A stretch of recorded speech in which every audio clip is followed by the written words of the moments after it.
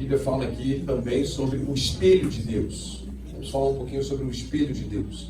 E sede cumpridores da palavra, e não ouvintes apenas, enganando-vos a vós mesmos. Porque se alguém é ouvinte da palavra e não cumpridor, é semelhante ao homem que contempla o seu rosto natural em um espelho. Porque ele contempla-se a si mesmo e segue o seu caminho, e logo se esquece de que tipo de homem ele era. Porém, aquele que atenta para a lei perfeita da liberdade. Porque isso aqui é nova aliança, ele não está falando de 10 mandamentos, ele está falando do mandamento do Senhor Jesus. Aquele que atenta para a lei perfeita da liberdade e nela persevera, não sendo o ouvinte esquecido, mas realizador da obra, este homem será abençoado em seu feito. É interessante a importância que existe em nós nos relacionarmos com a palavra, olharmos para a palavra, para entendermos quem nós nos tornamos em Cristo Jesus e assimilarmos isso, né? A gente sabe que quando nós assimilamos, nós não nos esquecemos mais. E qual é a evidência que nós assimilamos? Que aquilo muda a nossa vida. A palavra se torna o quê? Uma prática nas nossas vidas. Tá certo? Eu ainda vou ler mais um verso aqui, que está também em 1 Coríntios, no capítulo 13. 1 Coríntios, capítulo 13, verso 9. Porque em parte conhecemos e em parte profetizamos. Mas quando o que é perfeito vier, então o que é em parte será aniquilado. Quando eu era criança ou menino, falava como criança ou menino. Entendia como menino. Pensava como menino. Mas quando eu me tornei homem, eu coloquei de lado as coisas infantis. Porque agora vemos através de um espelho, sombriamente. Mas então veremos face a face. Agora eu conheço em parte, mas então conhecerei como também eu sou conhecido. Então, eu quero falar rapidamente, a gente pode colocar esse tema aqui, né? O espelho de Deus. Eu quero falar rapidamente sobre a importância de nós entendermos a revelação de espírito, alma e corpo.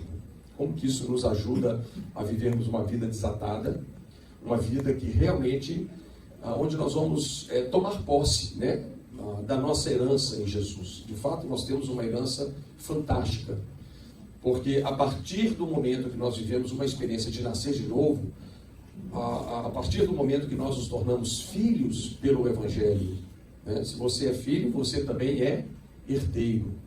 É interessante, a Bíblia fala sobre a nossa adoção, a Bíblia fala que nós somos adotados. Mas você sabe que o tipo de adoção que nós recebemos é muito diferente de uma adoção normal, comum. É muito diferente. Por exemplo, se pais hoje adotam uma criança, aquela criança não tem o DNA daqueles pais. Aquela criança não tem a genética daqueles pais. Mas não é o que acontece conosco. O tipo de adoção que toca a minha vida e a sua vida, nós nos tornamos participantes da natureza divina. Nós fomos regenerados, não por uma semente corruptível, mas por uma semente que é incorruptível, que é a palavra viva e permanente em nós.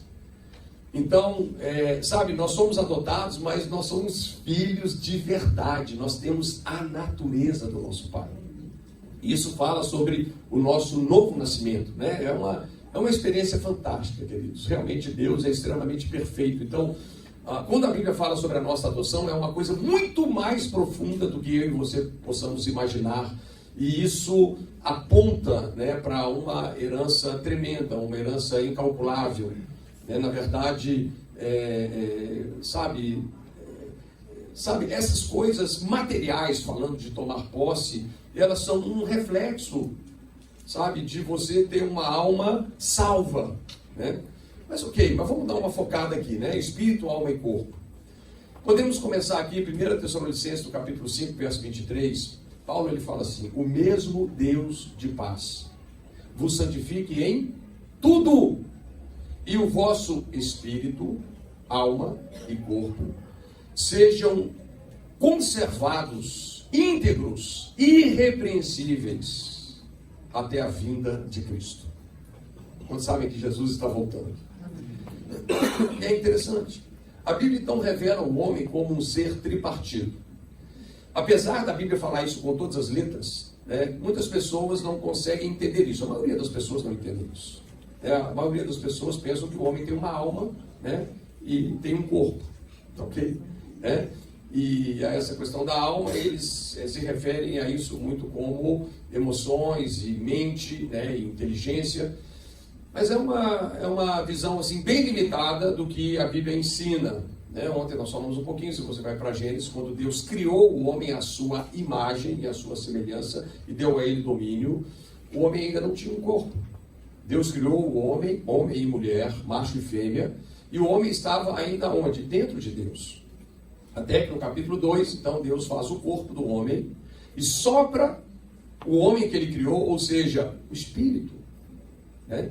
E quando o homem, aquele corpo, recebe o sopro de Deus, né? Deus sopra o homem que estava dentro dele, nas narinas do homem, aquele homem então se torna o quê? Alma vivente.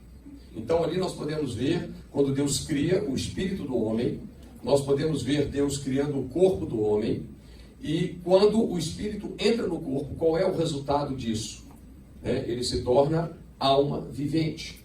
Quando nós nos referimos à alma, o que é alma? É mente, emoções e vontade. E nós sabemos que ali no início, o homem então, a sua alma, falando da essência de quem ele era, de qual árvore ele se alimentava? Ele se alimentava de uma árvore chamada a árvore da vida. A árvore do conhecimento do bem e do mal até então não era permitida a ele. Na verdade era proibida, porque o que a árvore do conhecimento do bem e do mal significa? Significa o homem se bastar apenas na consciência dele mesmo, na sua própria alma. Ou seja, ele tentar viver uma vida independente de Deus. Deus não criou o homem para isso. Deus criou o homem para ele viver consciente da sua presença e ele desfrutar uma alma que se alimentava da vida de Deus. Esse é o plano original de Deus. E nós sabemos então que quando o homem peca, quando ele se curva diante da mentira do diabo, ele morre. Como que ele morre? Ele não morre fisicamente. Ele foi morrer fisicamente centenas de anos depois. Mas ele morre espiritualmente. E a Bíblia fala que essa morte passa para todos os homens. Então, é uma coisa interessante. Hoje, se uma pessoa não passou por essa experiência de crer em Jesus, porque o que nos faz nascer de novo é a nossa fé em Jesus, quando nós ouvimos as boas novas e cremos na obra perfeita de Jesus.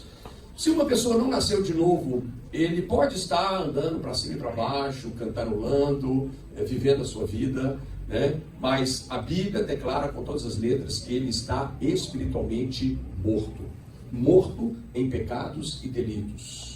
Na verdade, ele possui uma natureza espiritual de morte. Então, só para dar uma pincelada, para você também entender um pouquinho quem que nós éramos antes de nascer de novo e quem nós nos tornamos depois de nascer de novo. Quem é que nós éramos antes de nascer de novo? Nós estávamos mortos em pecados e delitos. E a nossa alma, ela estava ligada, arraigada aos nossos sentidos, ou aos sentidos do nosso corpo. Ok? Vivíamos vinculados apenas a isso. Uma perspectiva humana e natural das coisas. Não necessariamente que tudo que é carne é pecado, mas uma perspectiva natural dos 5 sentidos. Visão, audição, olfato, tato, paladar. Então eram essas coisas que nos guiavam. É claro que o homem, através da sua alma, ele pode ter experiências espirituais, até mesmo experiências espirituais erradas, negativas, experiências espirituais com demônios e etc. Ele pode, por quê? Porque é interessante, a nossa alma, ela tem a habilidade de se relacionar com o nosso corpo, ok? Mas ela originalmente foi criada para interagir com o nosso espírito. Mas uma vez que o espírito está morto, o que sobra é o corpo, e muitas vezes o diabo explora isso. Mas veja, a alma, ela não apenas tem essa conectividade com os 5 sentidos do nosso corpo, ela possui, isso dado por Deus, uma capacidade de crer. A A alma, ela tem um sexto sentido. Ela tem uma habilidade de crer. É interessante. Nós podemos ver coisas em detalhes, tipo assim, né? Se alguém ensina você que você precisa ser uma pessoa que tem uma boa higiene, e antes das refeições você precisa de lavar as mãos, porque tem uns bichinhos muito pequenininhos que você não consegue ver, né? Que eles podem trazer doenças para o seu corpo. E as pessoas acreditam. As pessoas acreditam no mundo microscópico, as pessoas acreditam no mundo macroscópico, as pessoas acreditam em fábulas. Está cheio de pessoas que acreditam que tem um determinado lugar que vai descer uma nave espacial e tem uns ETs que estão se manifestando por aí. As pessoas acreditam. A alma, ela tem essa habilidade de crer. Agora, crença é uma coisa muito diferente de fé. A fé vem por ouvir a palavra de Deus. As crenças, elas são variadas. Existem crenças erradas e crenças certas, mas o que eu estou querendo te passar é que a alma, ela tem essa prerrogativa, né? Esse sexto sentido, onde ela foi, na verdade, desenhada para interagir com o nosso espírito e beber dessa fonte. Originalmente, o homem bebia, ele desfrutava, ele se alimentava da árvore da vida. Isso fazia referência, a árvore da vida fazia referência exatamente a Jesus. E era um tipo de árvore vida, que a alma do homem ali acessava pelo seu espírito. Tá ok? E, naturalmente, havia no jardim muitas outras árvores que eram uma outra proposta. Que era um cardápio para alimentar o quê? O corpo. É muito interessante a gente observar a dieta de Adão, Não é o nosso assunto, mas o que ele comia não era bem o que está na cesta ali que o pessoal está sorteando, não.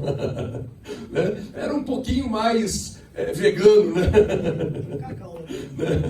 Então, e é interessante, assim, a dieta do homem preservou o seu corpo por muitos anos, por centenas de anos. É interessante, sabe, sem ser xiita e chato, mas a gente, principalmente quando a gente vai chegando numa certa idade, a gente vai ver a importância de a gente fazer uma alimentação mais saudável. E sabe de uma coisa?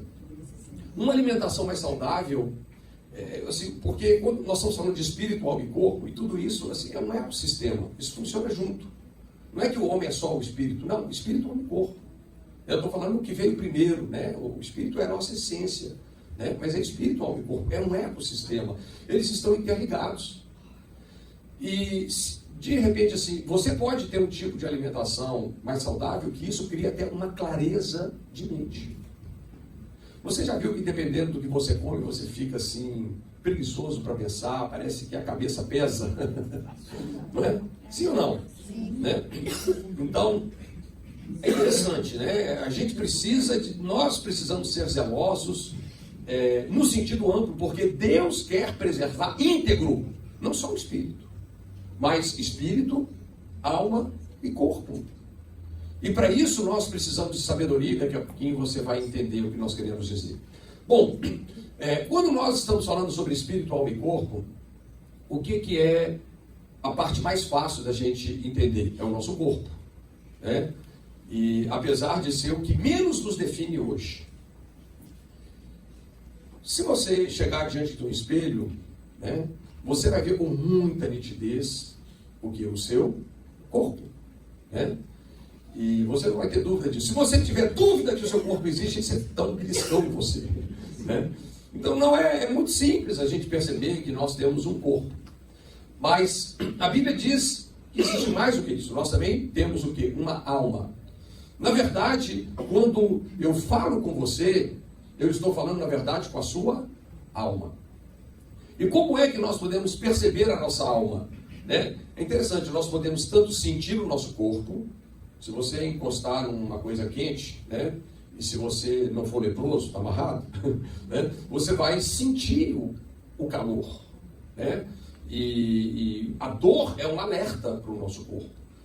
Então nós temos a capacidade tanto de sentir o nosso corpo como de sentir a nossa alma. Nós sentimos a nossa alma, né? É um pouco redundante, porque a alma é mente, emoções e vontade, mas nós sentimos a nossa alma. Então, quando nós falamos com alguém, nós, na verdade, estamos falando com a alma dessa pessoa, né? Por isso que tem até, é interessante a expressão, né? Ganhar uma alma. O que significa ganhar uma alma? É você mudar a forma daquela pessoa pensar. E se você muda a forma de alguém pensar, você muda a maneira dele sentir. E isso leva aquela pessoa, então, a fazer novas escolhas, novas decisões na sua vida. Porque a alma, ela pensa, ela sente e ela decide. Tá certo? Então, quando nós falamos com as pessoas, nós falamos com a alma delas. E nós provocamos sentimentos. Nós podemos provocar um sentimento bom ou podemos provocar um sentimento ruim. Sabe, qualquer pessoa, se você falar num tom de ofender alguém, né, aquela pessoa que vai ficar chateada, desapontada, triste. Mas se você falar com um tom de encorajar aquela pessoa, ela vai ficar motivada, ela vai ficar feliz, né?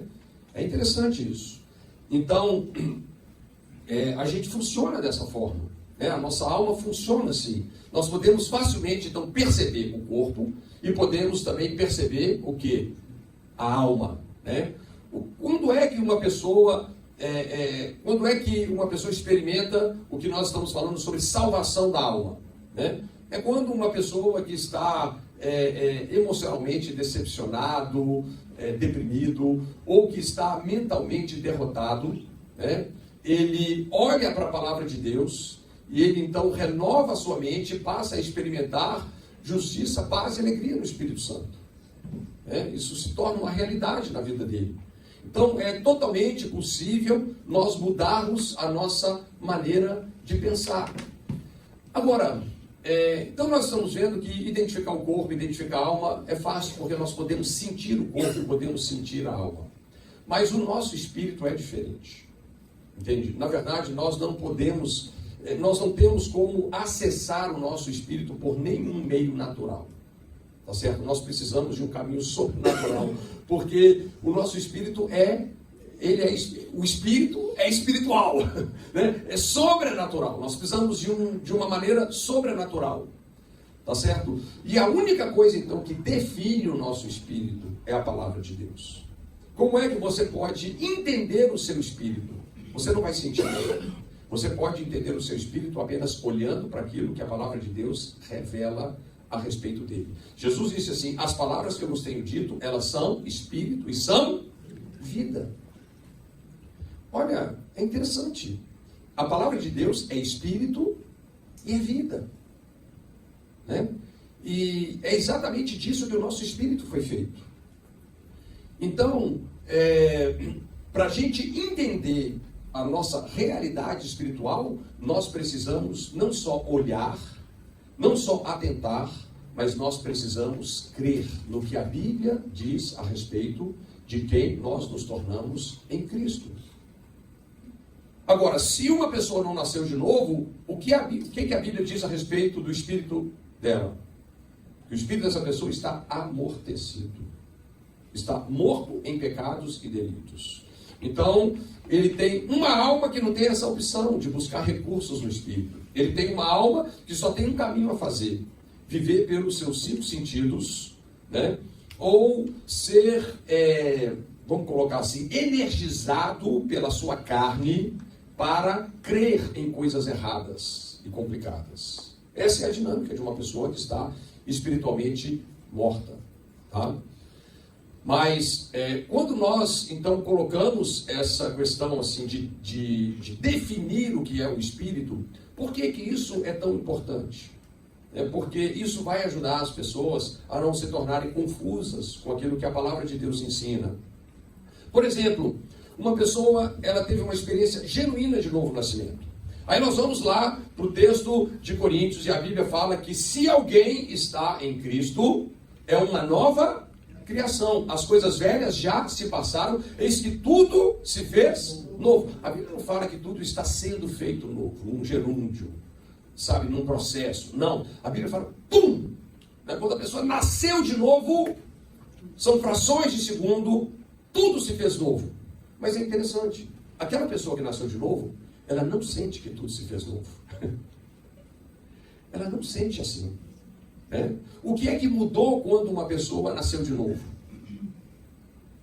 O espírito dela. O espírito dela foi recriado. Mas a alma dela mudou. Alguma coisinha mudou. Mas de uma maneira geral, não. Né? A mente dele não mudou. Se ele era ruim em matemática, ele continua ruim em matemática. Né? Se ele não gostava de comer verdura, né? Ele continua não gostando. Né?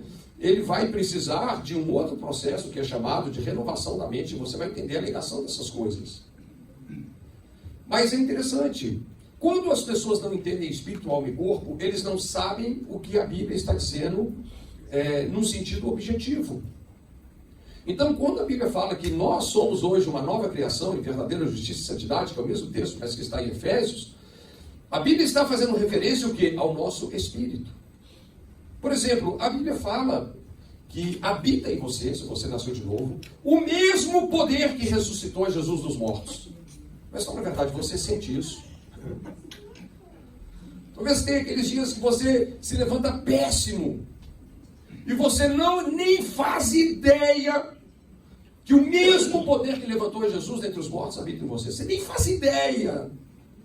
Mas você pode acreditar nisso. E quem te dá essa informação? A palavra de Deus. Qual é o espelho de Deus? É a sua palavra. Então veja bem, a Bíblia fala sobre um espelho natural e sobre um espelho sobrenatural. Quando nós falamos do nosso corpo, isso é interessante. Você e eu, na verdade, nós nunca vimos o nosso próprio rosto. Nós já vimos reflexo do nosso rosto. E você precisa de um espelho. Alguém aqui já viu o próprio rosto? Não. Só por reflexo.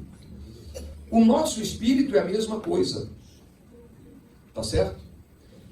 É interessante isso. Por isso que no texto aqui que nós lemos em Coríntios, 1 Coríntios capítulo 13, ele disse que em parte nós profetizamos e em parte nós conhecemos. Em parte. Nós estamos vendo pelo reflexo de um espelho quem nós somos. Então, nós ainda não entendemos com toda precisão, quem nós nos tornamos quando nós nascemos de novo. Nós precisamos, então, ardentemente, nós precisamos de quê? Da palavra e precisamos do Espírito Santo. Essa é a árvore da vida. Nós precisamos nos alimentar disso, para nós entendermos quem nós nos tornamos. Veja, a Bíblia fala, 1 Coríntios, no capítulo 2, verso 12, que Deus não nos deu o Espírito do mundo, mas Ele nos deu o seu Espírito, o Espírito Santo. Para qual propósito?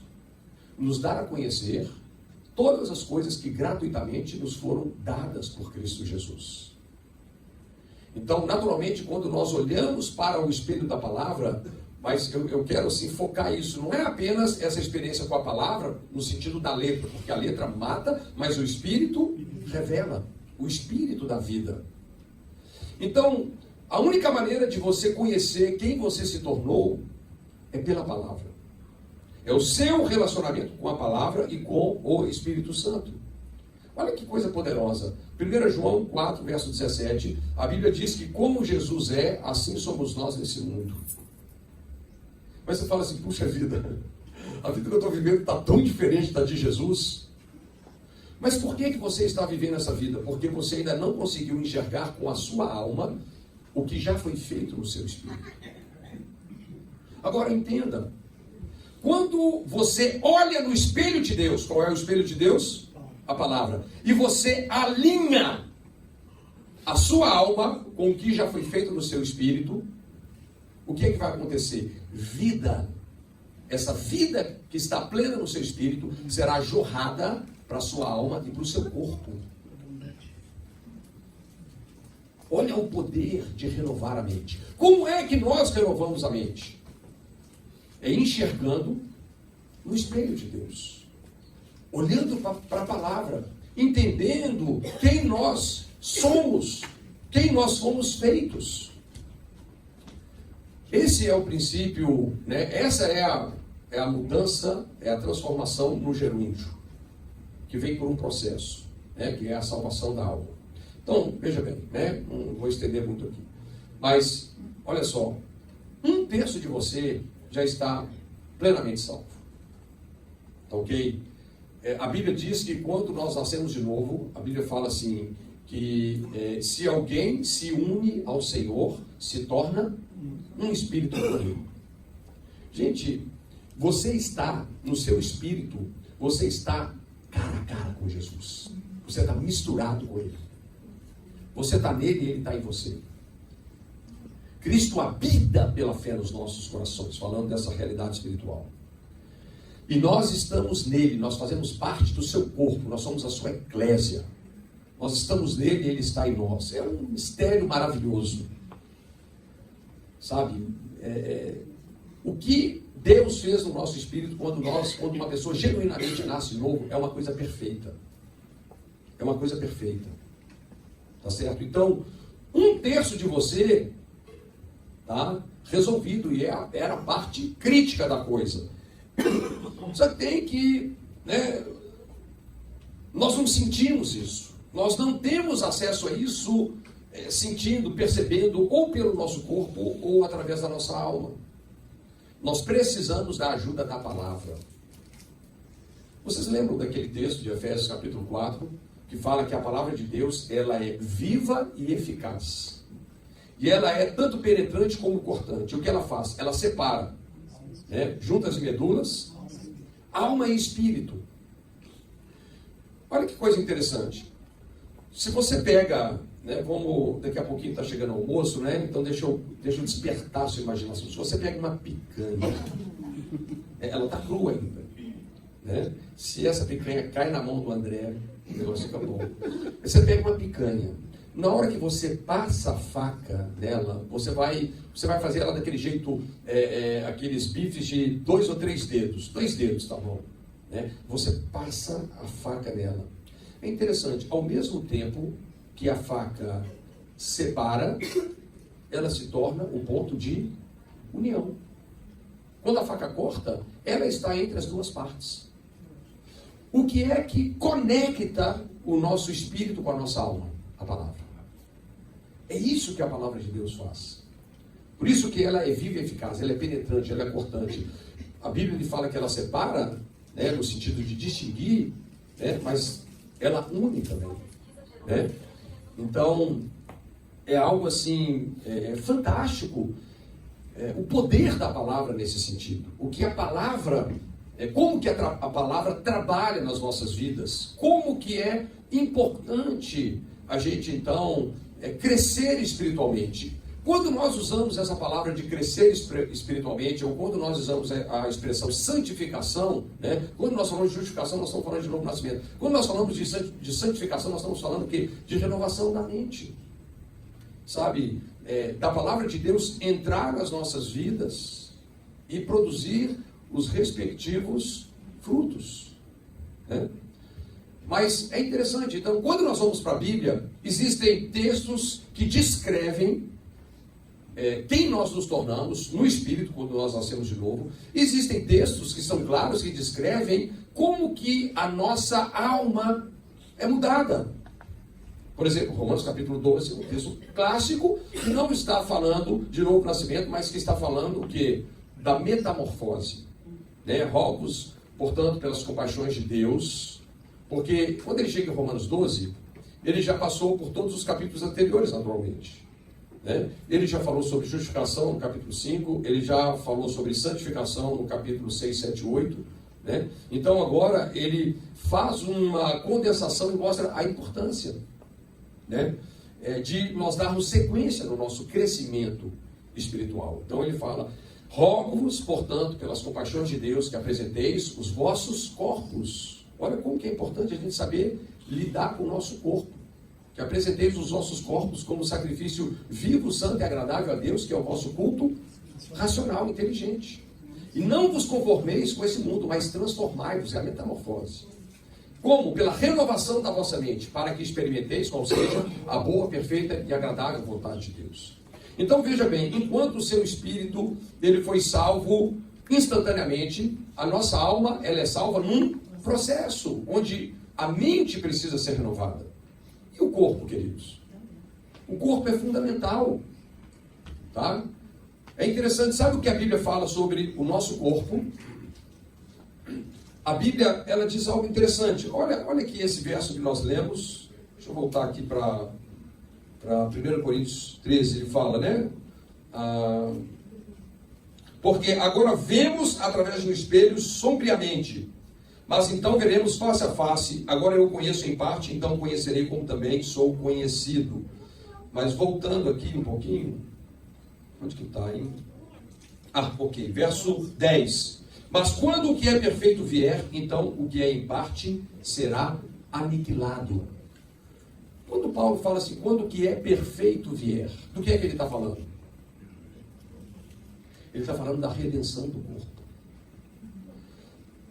Sabe sobre o nosso corpo uma coisa muito interessante? O seu corpo e o meu corpo, se você nasceu de novo, ele já foi comprado, mas ele ainda não foi redimido. Isso é importante você entender. A Bíblia fala em Efésios que quando você nasce de novo, Deus coloca o quê? Um depósito como garantia. Qual é a garantia? Qual é esse depósito? O Espírito Santo habitando em você. O Espírito Santo é a garantia da redenção do seu corpo. O Espírito Santo é a garantia que a boa obra que Jesus começou em você, ele vai completá-la. Ele vai completá-la. Então, o seu corpo, ele já foi comprado, mas ele já foi redimido? Ainda não. A Bíblia fala que isso, por isso que ele está falando, quando vier, ele está colocando no futuro, quando vier o que é perfeito. Quando vier a ressurreição do corpo. Deixa eu te explicar. Se você realmente entender o que a Bíblia ensina, você vai ver que o que muita gente pensa que ele está guardando o céu, na verdade ele está guardando a ressurreição do corpo. Quando Jesus disse que ele iria preparar lugar para mim e para você, as pessoas pensam, né, naquela mansão que eles nunca tiveram na terra. E que não tomaram posse por falta de fé. Brincadeira. Sério. Mas a Bíblia está falando sobre a redenção do corpo. Colossenses fala que nós vamos ter um corpo glorioso como o de Jesus. Você lembra o corpo de Jesus? Ele passou entre as paredes. Mas falou para os caras assim, olha, vocês podem me apalpar, veja que eu não sou um espírito. E ele comeu favo de mel, comeu peixe. Um corpo que nós vamos interagir com a dimensão espiritual e com a dimensão física de uma forma completamente sem corrupção. Gente, por que hoje a nossa alma geme? Porque ela está aguardando a redenção do corpo. Esse é o nosso desafio. O nosso maior desafio é o nosso corpo. Por quê? Porque existe corrupção nesse corpo. Mas Romanos 8, a Bíblia diz que nós temos a promessa, né? Porque como o mesmo Espírito que ressuscitou a Jesus dos mortos habita em nós, então esse Espírito de ressurreição, ele ministra os nossos corpos mortais. Nós temos a promessa de desfrutarmos de saúde aqui. Deus não precisa de uma doença para levar alguém. Não. Né? Mas o fato é que o nosso corpo, ele é corruptível. Por isso que a Bíblia descreve essa experiência dessa forma. Num abrir e fechar de olhos. Veja que essa experiência será também o quê? Fração de segundos. Num abrir e fechar de olhos. O que é mortal vai se revestir de mortalidade. O que é corruptível vai se revestir de incorruptibilidade. Dir-se-á então a palavra, tragada foi a morte na vitória. A ressurreição do corpo. Mas saiba, o seu corpo já foi comprado. Jesus já pagou para ele. Sabe quando você compra alguma coisa, você vai lá e dá um sinal? O sinal já foi dado. Não tem como desfazer o negócio. Por isso, o diabo não tem mais legalidade no seu corpo. Porque tem o depósito de Deus nele. Então, queridos, espírito, alma e corpo. Entenda que a alma, a única maneira do seu espírito se expressar é pela sua alma. E quando é que o espírito derrama na sua alma e no seu corpo? Quando a sua alma crê. Quando você olha para o espelho de Deus e alinha a sua mente com aquilo que você vê no espelho, com aquilo que você vê na palavra. Então, o que está no seu espírito vem para a sua alma e para o seu corpo. Você abre essa torneira. Agora, se você inclinar ou alinhar a sua alma com o seu corpo, que é facinho de fazer, você fecha essa torneira espiritual. E você vai viver vinculado a esses sentidos que são naturais. Ou crenças da alma que vêm de enganos. A única coisa que nos permite relacionar de forma saudável com o mundo espiritual é a palavra. Por isso a coisa mais importante, pega esse livro e planta a palavra na sua alma. Olha para esse espelho. Esse é o espelho. E nós precisamos de olhar para ele. Esse é o espelho de Deus. A gente tem um espelho para dar uma olhadinha lá no seu cabelo. Toda hora você não vai olhar que seu cabelo está penteado? Menos o rosto, algumas pessoas aí não precisam olhar. O cara já sabe, ele não esquece de como ele é. O Dirley, não esquece, não tem jeito. Mas assim, se você tem um cabelinho um pouquinho mais espivitado, dá para você olhar e ver como é que está. Mas é interessante, quando você vê na palavra, você entende quem você se tornou em Cristo. Você entende quem você é. E é isso que muda você. É isso que deveria definir você. Hoje as pessoas, eles têm identidades que vêm de circunstâncias, que vêm de como as pessoas tratam elas. Mas a única coisa que deveria definir quem nós somos, a nossa identidade, é o que a palavra fala a nosso respeito, quem nós nos tornamos através de Jesus e do Evangelho, e ponto final. Então, eu vou fechar aqui para a gente não estender, Vou citar mais uma escritura. 1 Coríntios, capítulo 1, verso 30. A Bíblia fala que Jesus foi feito por Deus em nosso favor. 4 coisas. Primeiro, sabedoria. Depois, justiça. Depois, santificação. E por último, redenção. Veja, tudo isso está onde? No nosso espírito. Porque Cristo está no nosso espírito. Amém? Tá ligado? Então veja bem, eu e você, nós temos a possibilidade de saber tudo o que nós precisamos de saber. Por quê? Porque Cristo é a nossa sabedoria. Tem uma coisa que Cristo não sabe? Agora, isso quer dizer que nós sabemos tudo? Não. Por exemplo, 1 João, a Bíblia fala assim: vós tendes a unção do santo e sabeis tudo. O que a Bíblia está dizendo? Que no nosso espírito, nós temos a mente de Cristo. Nós temos o potencial de conhecer tudo o que a gente precisa conhecer e saber. Em termos dos 3 próximos passos. Qual é o próximo passo? Ele é a nossa justiça. Quando nós olhamos para Cristo ter sido feito a nossa justiça, qual parte da gente a gente pensa aqui, Colocando aqui, nós sabemos que só somos um todo, Mas a Bíblia está fazendo referência ao que é o nosso espírito. Nós somos justificados em espírito. Tá certo? Então, Ele é a nossa justiça. A Bíblia diz que Ele nos amou a este ponto. Ele se fez pecado por nós, para que nele fôssemos feitos justiça de Deus. Ele se identificou conosco.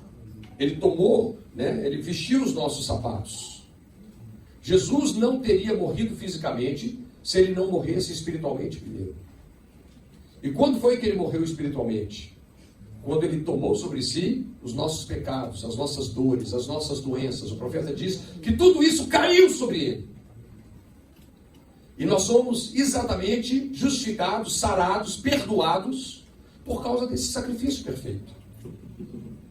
Então ele é a nossa justiça. Não haveria nada que eu e você pudéssemos fazer para alcançar a justiça ou o perdão de Deus. Porque senão seria a nossa justiça. Seria o que nós poderíamos fazer para Deus. Então, a gente não pode confundir justificação com santificação. A justificação é o que Ele fez por nós e ponto final.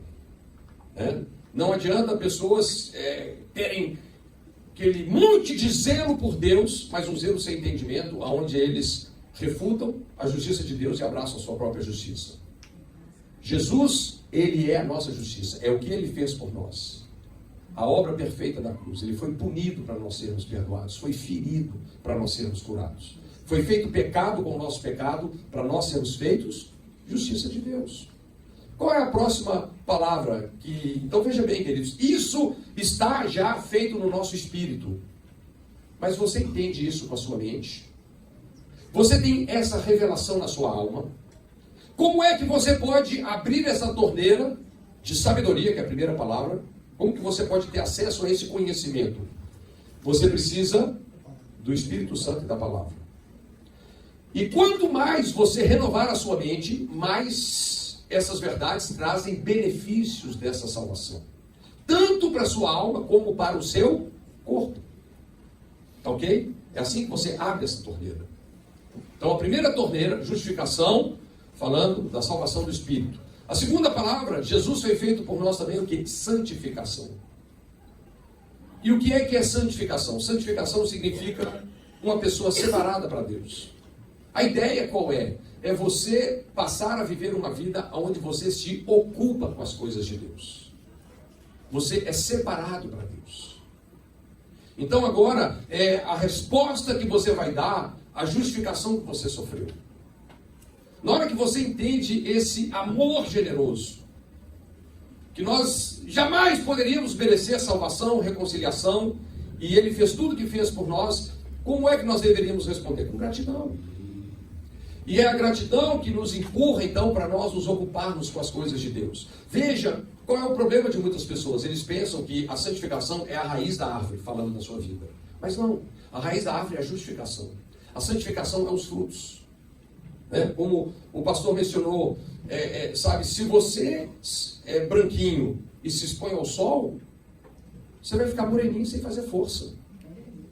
Se você se expõe a entender a sua justificação, sabe, a santificação ela é uma coisa natural, ela não é pelo seu esforço, ela igualmente é pela fé.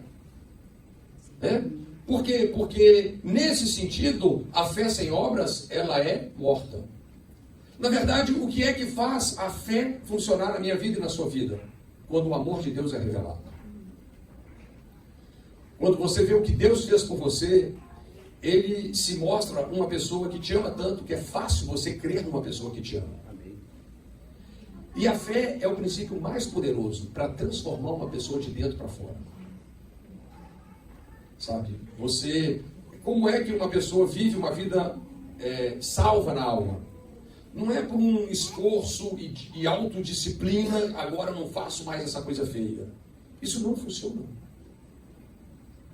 Como é que nós mudamos o comportamento? Mudando a forma de pensar e a forma de acreditar. E é isso que produz o quê? Boas obras. Então veja, nós fomos salvos pela graça mediante a fé. Isso não vem de vós, é um presente de Deus. Mas o que é a santificação?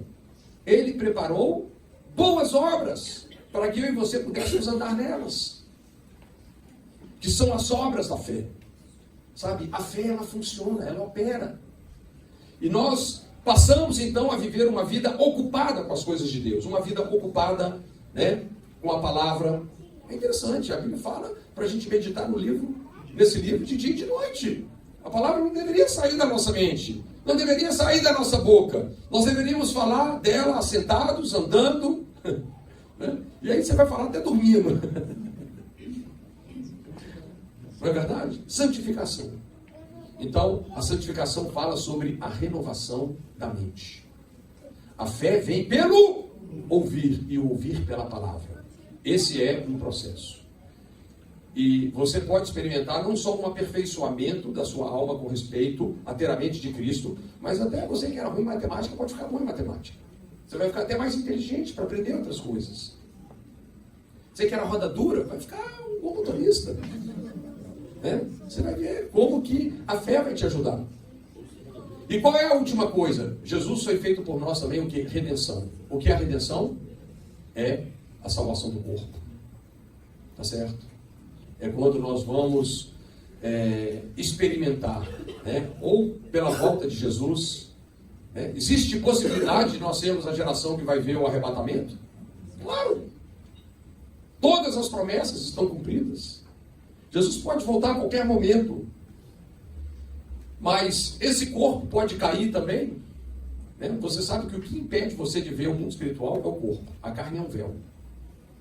né? E a Bíblia diz que se esse tabernáculo terrestre se desfizer, nós temos da parte de Deus um edifício. Dando a entender, assim, não tem como comparar o corpo espiritual que nós vamos receber com esse corpo. Esse corpo é incrível, fala a verdade. Ele é incrível. Sabe? É uma coisa, cuide bem do templo do Espírito Santo, zele por ele. Ele é incrível. Né? Mas olha o que nós estamos aguardando. É por isso que Paulo ficava doido. Eu não sei se eu fico, não sei se eu vou. Né? Paulo não era aquele tipo de crente que fala assim, não, eu acredito na redenção do corpo, eu acredito no céu. Quer ir para lá agora? Não, ninguém quer ir. Pergunta se alguém quer ir agora. Né? Mas Paulo, ele realmente ficava na dúvida. Né? Porque ele viveu esse tipo de experiência. Né? Ele disse, conheço um homem, não sei se no corpo ou fora dele. Foi arrebatado e foi ao terceiro céu e viu coisas inefáveis, que não são listas, dizeram os homens. Né? Parece que Paulo, ele sabia mais coisas que ele não podia falar do que as coisas que ele podia falar.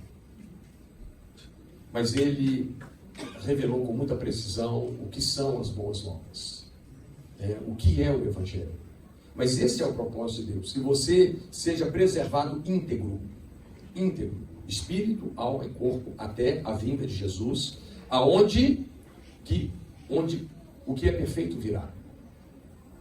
Onde você vai conhecer a Deus como você é conhecido por Ele. Onde você e eu, nós não vamos mais profetizar em parte, nem conhecer em parte. Onde a sua alma vai ser alargada numa compreensão plena da revelação de Deus.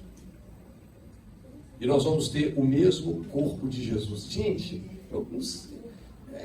dá vontade de começar a pular aqui. Né? Que esperança! Que esperança! Por isso que ele disse, se a nossa vida em Cristo se limita apenas às coisas dessa vida, essa coisa assim de viver em função de um lote, de uma casa, tá bom, glória a Deus. Nós estamos esperando coisas muito melhores. Eis que eu te digo, meu servo e minha serva, eis que o tempo passa rápido, o tempo está voando. Nós queremos viver muito porque nós queremos cumprir o que Deus tem para nós aqui. Mas, queridos, que esperança bendita eu e você temos. Estamos aguardando algo extremamente poderoso. Por isso você pode ter esperança. Por isso hoje, essa é a boa notícia. Sabe, se você está emocionalmente triste, deprimido, ou se você está mentalmente derrotado, receba a palavra de Deus. Olhe no espelho de Deus. E à medida que a sua mente é renovada, a alegria volta, a paz volta. Sabe? E o Senhor te diz isso, e vós saireis com alegria e em paz sereis guiados. Nós precisamos viver assim, queridos. Nada deveria abalar as nossas vidas pela esperança que nós temos. Nada. Sabe, nós precisamos de estar vivendo o presente, mas de olho no nosso futuro. Porque a Bíblia diz, sabe por que Jesus suportou a cruz? Por que Jesus suportou a cruz? Hebreus 13. Por que Jesus suportou a cruz? Por causa da alegria que lhe estava proposta. Ele sabia o que aguardava. E isso deu uma força plena para ele sofrer tão terrivelmente no presente. Sabe? Muitas vezes nós vamos passar coisas difíceis, a nossa alma geme. Mas sabe o que a Bíblia diz a respeito de mim, de você e dessas coisas? Que a nossa leve e momentânea tribulação não pode nem chegar perto em termos de comparação com as coisas que serão reveladas para mim e para você em Cristo. Que coisa, queridos, que esperança. À luz dessa verdade, você entender essa revelação, né? Você precisa entender quem você é, espírito, alma e corpo. Deus pôs nessa ordem. Deus é um ser trino também, Pai, Filho e Espírito Santo. A Trindade está revelada aí por toda a criação. Uma coisa incrível. Mas, à luz dessa revelação, vai para esse livro. Você não vai ficar desmotivado, né? pensando assim, puxa vida, eu acho que eu estou desencaixado. Não, você tem que entender o que a Bíblia está dizendo em cada tempo de salvação. Em termos de justiça, em termos de santificação e em termos de redenção. Já existe dentro de mim e de você um depósito de sabedoria perfeita, para nós conhecermos tudo e entrarmos e vivermos o melhor de Deus. Amém? Deus